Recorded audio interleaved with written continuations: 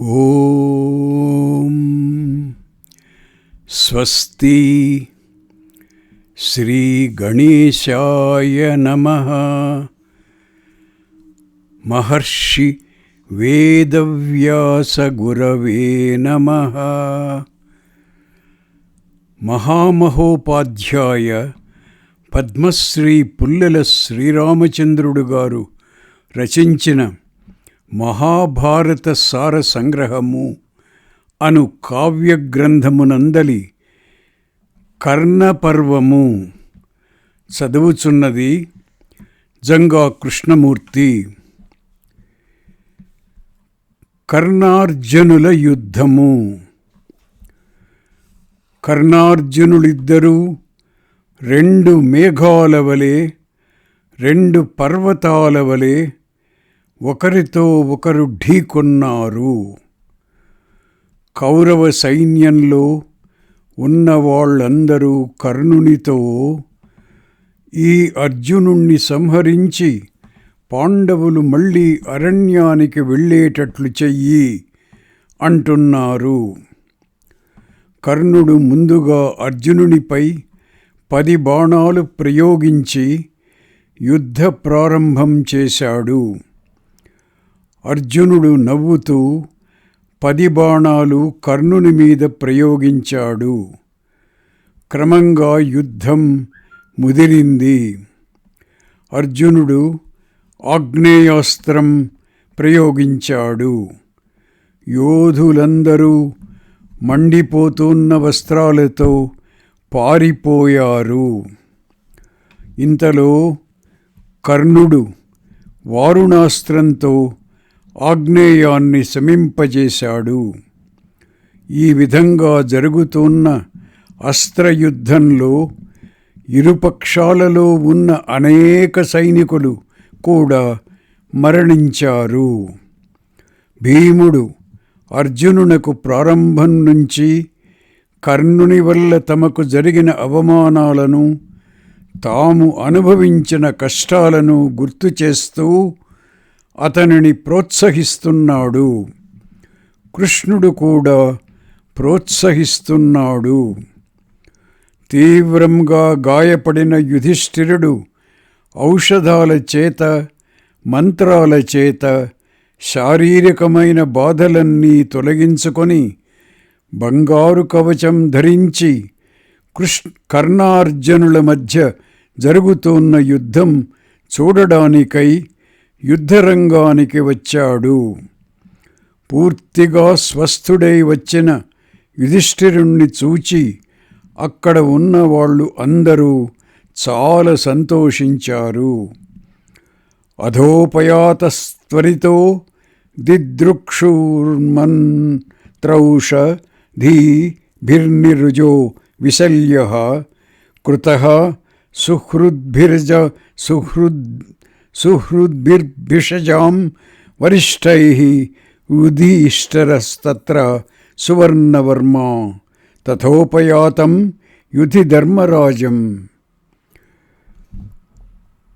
దృష్ట్వా ముదా సర్వభూతాన్యనందన్. కర్ణపర్వము 89, 70, 71. ఘోరమైన యుద్ధం జరుగుతున్నది. కర్ణుడు కృష్ణునిపై తీవ్రమైన బాణాలు ప్రయోగించాడు. అది చూచి కోపోద్రిక్తుడైన అర్జునుడు కర్ణునిపై బాణవర్షం కురిపించి అతడు కానీ అతని రథం కానీ కనపడకుండా కప్పివేశాడు. దుర్యోధనుడు ప్రయత్నపూర్వకంగా 2000 మంది మహావీరులైన రథికులను అర్జునుని మీదికి పంపాడు. వాళ్ళనందరినీ అర్జునుడు సంహరించాడు. దానితో కౌరవ సైన్యాలన్నీ కర్ణుణ్ణి విడిచి పారిపోయాయి. కర్ణుడు చుట్టుపక్కల కౌరవ సైన్యాలు ఏవీ లేకపోవడం చూచినా కూడా ఏమాత్రము వ్యధ చెందక ఉత్సాహంతో అర్జునుని మీదికే దుమికాడు.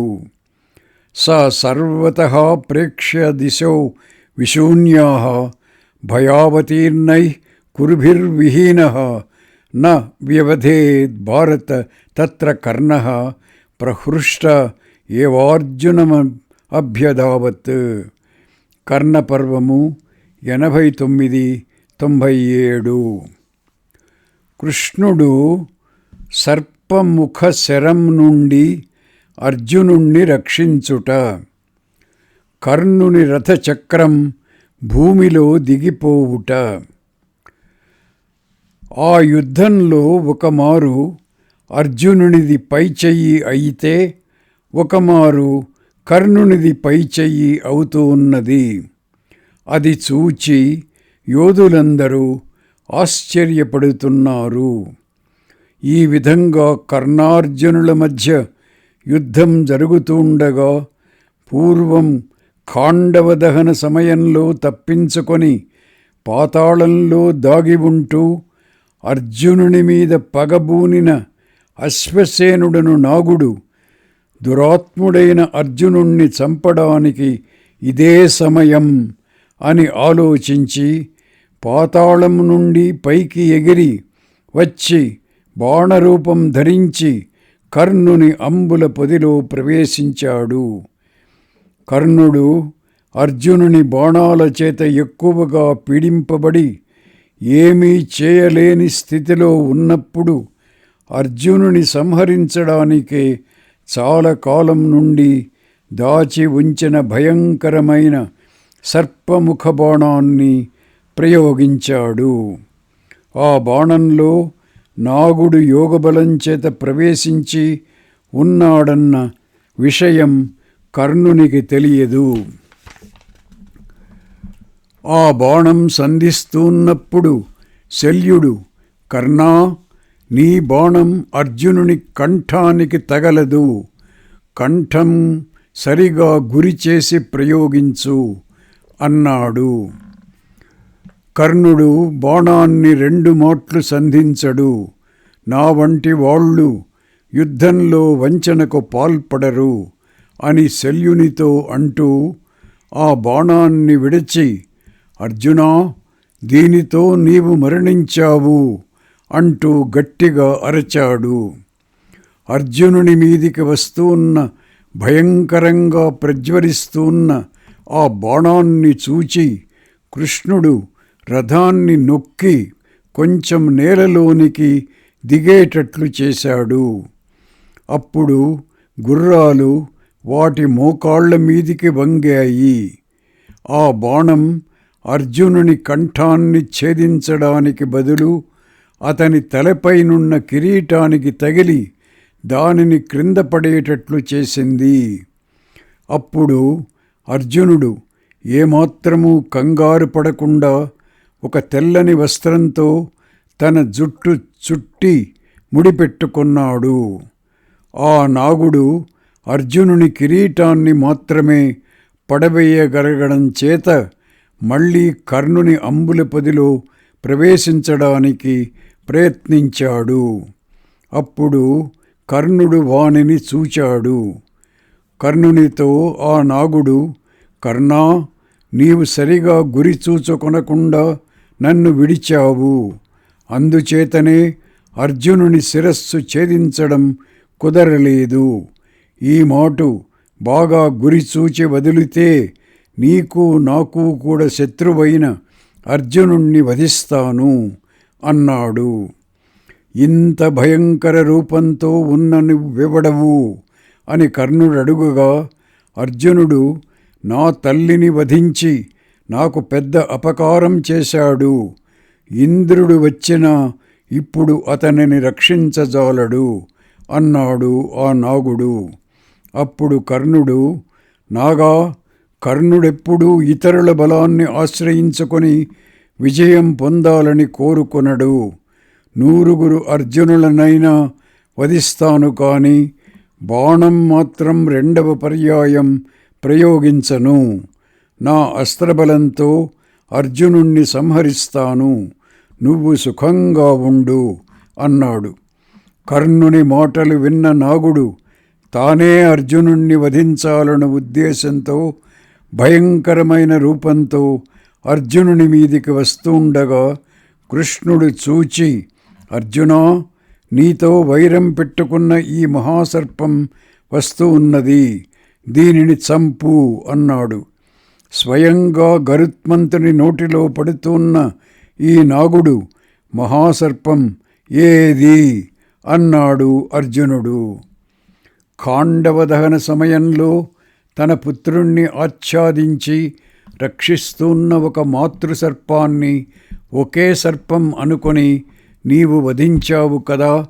ఆ పుత్రసర్పం నీ మీద పగబూని ఆకాశం నుండి మండుతున్న ఉల్కవలె నీ మీద పడుతున్నది, చూడు అని కృష్ణుడు నాగుణ్ణి చూపాడు.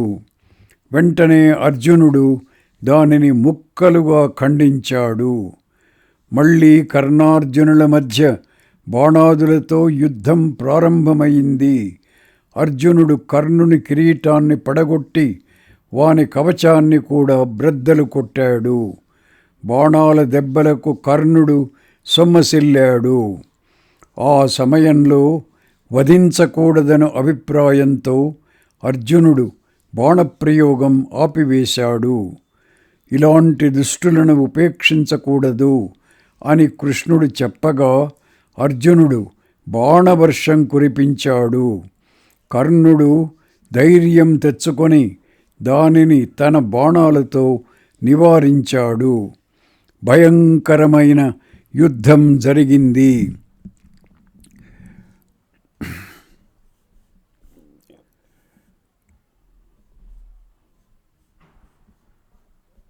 దివ్యమైన రౌద్రాస్త్రంతో అభిమంత్రించి పూర్తిగా లోహమయమైన బాణం కర్ణునిపై విడవాలని అర్జునుడు అనుకుంటున్నాడు.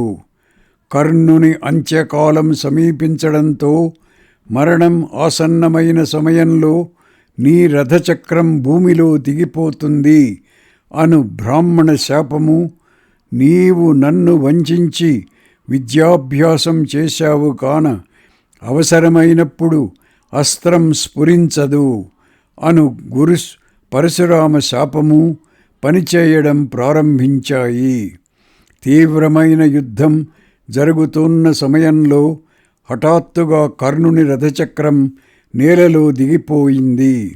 అప్పుడు కర్ణుడు అర్జునునితో, పార్థా, దైవవశం చేత సవ్యచక్రం భూమిలో దిగిపోయింది, దానిని నేను పైకి తీసుకునే వరకు ఉండు. క్లేశంలో ఉన్నవాళ్లను నీ వంటి వాళ్ళు శస్త్రాలతో బాధించరు కదా, నీకు తెలియని ధర్మం లేదు.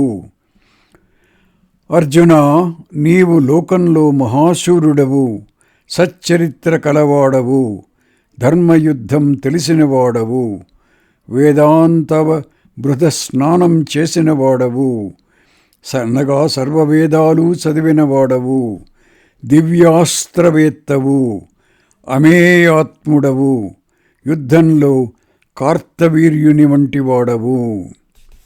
త్వం చ శూరతమో లోకే సాధువృత్తశ్చ పాండవ, అభిజ్ఞో యుద్ధధర్మాణం వేదాంతావబృధా ప్లుతః, దివ్యాస్త్రవిదమేయాత్మా కార్తవీర్యసమో యుధి. కర్ణపర్వము 90, 113, 114. నేనీ చక్రం పైకి తీసే వరకు రథం మీద ఉన్న నీవు నేల మీద ఉన్న నాకు క్లేశం కలిగించకము. అర్జున, నేను కృష్ణునికి గాని నీకు గాని భయపడి ఇలా మాట్లాడడం లేదు. నువ్వు ఉత్తమ క్షత్రియ వంశంలో పుట్టినవాడవు కాన నేనిలా అంటున్నాను. ఒక్క ముహూర్తం ఓపిక పట్టు. ఆ మాటలు విని కృష్ణుడు కర్ణుణ్ణి అధిక్షేపిస్తూ ఇలా అన్నాడు. రాధేయ, ఇప్పటికైనా నీవు అదృష్టవశం చేత ధర్మాన్ని గూర్చి స్మరిస్తున్నావు. సాధారణంగా నీచులు వ్యసనాలలో చిక్కుకున్నప్పుడు దైవాన్ని నిందిస్తుంటారు. అంతేకాని తాము చేసిన చెడ్డ పనులను నిందించరు. తమబ్రవీద్వాసుదేవో రథోస్థో రాధేయ దిష్ట్వా స్మరసిహ ధర్మం ప్రాయేణ నీచా వ్యసనేషు మగ్నా నిందంతి దైవం కుకృతం నా తు స్వం. కర్ణపర్వము 91:1. నాడు నువ్వు దుర్యోధనుడు శకుని ఏకవస్త్రయైన ద్రౌపదిని సభలోనికి లాగించుకొని వచ్చారు కదా, అప్పుడు నీకు ధర్మం మాట గుర్తుకు రాలేదా? ద్యూత సభలో ద్యూతం ఆడడం తెలియని యుధిష్ఠిరుణ్ణి దానిలో మంచి జ్ఞానం గల శకుని ఓడించిన నాడు నీ ధర్మం ఎక్కడికి పోయింది? యదా సభాయాం రాజానమనక్షజ్ఞం యుధిష్ఠిరం అంగైషీక్షకుని జ్ఞానాత్ క్వ తే ధర్మసదా గతః. కర్ణపర్వము 91:3. కర్ణ, వనవాసం పూర్తి అయిన తరువాత 13వ సంవత్సరం గడిచిన తరువాత కూడా పాండవులకు రాజ్యం ఇవ్వలేదు కదా, అప్పుడు నీ ధర్మం ఎక్కడికి పోయింది? వనవాసే వ్యతీతే చ కర్ణ వర్షే త్రయోదశే న ప్రయచ్చసి యద్ రాజ్యం క్వ తే ధర్మసదా గతః. కర్ణపర్వము 91:4. నీవు చెప్పగా దుర్యోధనుడు భీమసేనుని విషయంలో సర్పాలతోనూ విషం కలిపిన భోజనాదులతోనూ ప్రవర్తించాడు కదా, అప్పుడు నీ ధర్మం ఎక్కడికి పోయింది? యద్ భీమసేనం సర్పైశ్చ విషయుక్తైశ్చ భోజనైః ఆచరత్ త్వన్మతే రాజా క్వ తే ధర్మస్తదా గతః. కర్ణపర్వము 91:5. రాధేయ, వారణావతంలో ఆనాడు జతుగృహంలో పాండవులు నిద్రపోతుండగా కాల్పించావు కదా, అప్పుడు నీ ధర్మం ఎక్కడికి పోయింది? యద్వారణావతే పార్థాన్ సుప్తాన్ జతుగృహే తదా అదీపయస్త్వం రాధేయ క్వ తే ధర్మస్తదా గతః. కర్ణపర్వము 91:6. రజస్వలయైన పాంచాలి దుశ్శాసనుని వశంలో ఉన్నప్పుడు సభలో నువ్వు నవ్వావు కదా, అప్పుడు నీ ధర్మం ఎక్కడికి పోయింది? యదా రజస్వలాం కృష్ణాం దుశ్శాసనవశే స్థితాం సభాయాం ప్రాహసః కర్ణ క్వ తే ధర్మస్తదా గతః. కర్ణపర్వము 91:7. ఆ అనార్యులు ఏ అపరాధము లేని ద్రౌపదిని ఆ విధంగా బాధిస్తుండగా దగ్గరనే ఉండి చూచావు కదా, ఆనాడు నీ ధర్మం ఎక్కడికి పోయింది?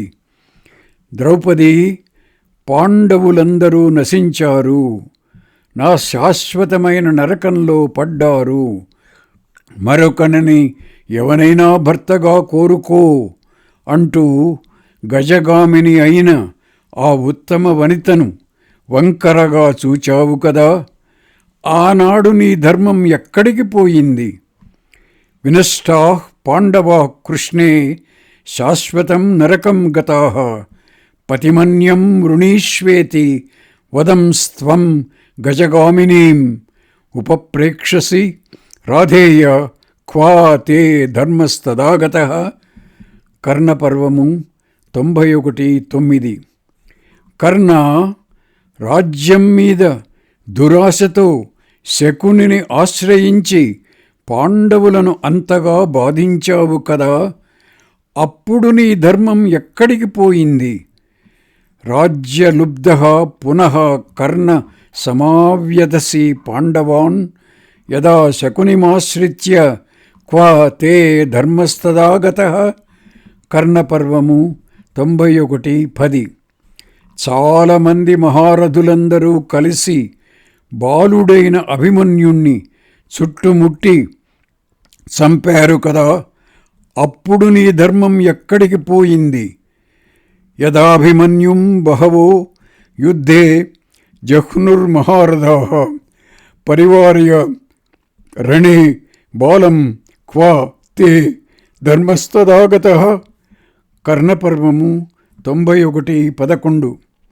సూత, ఈ ధర్మం ఏది అప్పుడు లేనప్పుడు ఈనాడు నోరు ఎండింపచేసుకొని, అనగా వ్యర్థ ప్రలాపాల చేత ఏమి ప్రయోజనము? ఇప్పుడు నువ్వు ఎన్ని ధర్మం మాటలు చెప్పినా నిన్ను ప్రాణాలతో విడిచేది లేదు. పాండవులు యుద్ధంలో శత్రువులను జయించి రాజ్యం పొందుతారు. కౌరవులందరూ ఆ ధర్మరక్షితులైన పాండవుల చేతిలో మరణిస్తారు. ఇది తథ్యం. కృష్ణుడు ఇలా అంటుండగా కర్ణుడు సిగ్గుతో వంగిపోయి సమాధానం ఏమీ చెప్పలేదు. ఏవముక్తస్తదా కర్ణో వాసుదేవేన భారత లజ్జయా యవనతో భూత్వాన్ ఉత్తరం కించిదుక్తవాన్. కర్ణపర్వము 91:15. కర్ణుడు క్రోధావిష్టుడై అర్జునునితో యుద్ధం చేశాడు. అర్జునా, వీనిని దివ్యాస్త్రాలు ప్రయోగించి సంహరించు అన్నాడు కృష్ణుడు. అస్త్రప్రయోగం ప్రారంభమైంది. చివరికి అర్జునుడు కర్ణుణ్ణి వధించాలని సంకల్పించుకొని అంబుల పొది నుండి అంజిలకం అను భయంకరమైన బాణం తీసి దానిపై మహాస్త్రం అభిమంత్రించి, నేను ఏమైనా తపస్సు చేసి ఉంటే, గురువులను సంతోషపెట్టి ఉంటే, మిత్రుల ఇష్టవాక్యం విని ఉంటే, ఈ శరం నా శత్రువైన కర్ణుణ్ణి చంపుగాక అని అంటూ కర్ణుని మీద ప్రయోగించి అతని శిరస్సు ఛేదించాడు. కర్ణుడు నేలపై ఒరిగాడు. కర్ణుని దేహం నుండి ఒక అద్భుతమైన తేజస్సు బయలుదేరి సూర్యమండలంలో ప్రవేశిస్తుండగా అక్కడి యోధులందరూ చూచి ఆశ్చర్యం చెందారు. అది చూచి కౌరవులందరూ పారిపోయారు. పాండవులు సంతోషించి శంఖాలు పూరించి భేరీధ్వానాలు చేశారు. శల్యుడు దుఃఖిస్తూ దుర్యోధనుని వద్దకు వెళ్ళి అతనిని ఓదారుస్తూ ధైర్యం చెప్పాడు.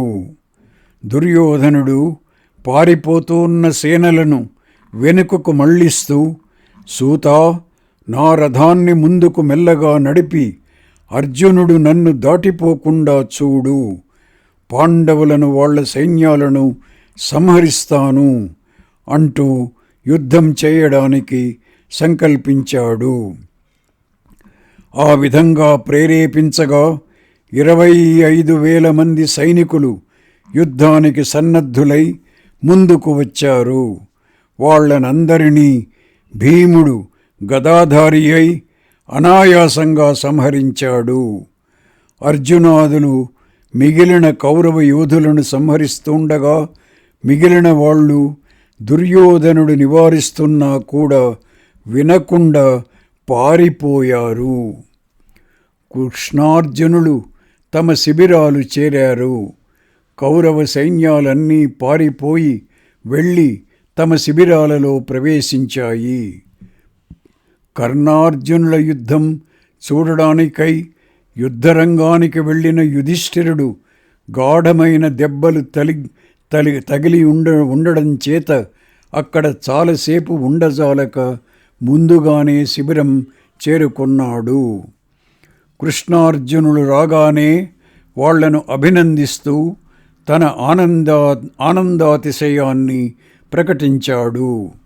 కృష్ణుడు చేసిన సహాయానికై అతనిని అనేక విధాల స్తుతించాడు. కర్ణపర్వము సమాప్తం. ఓం తత్సత్.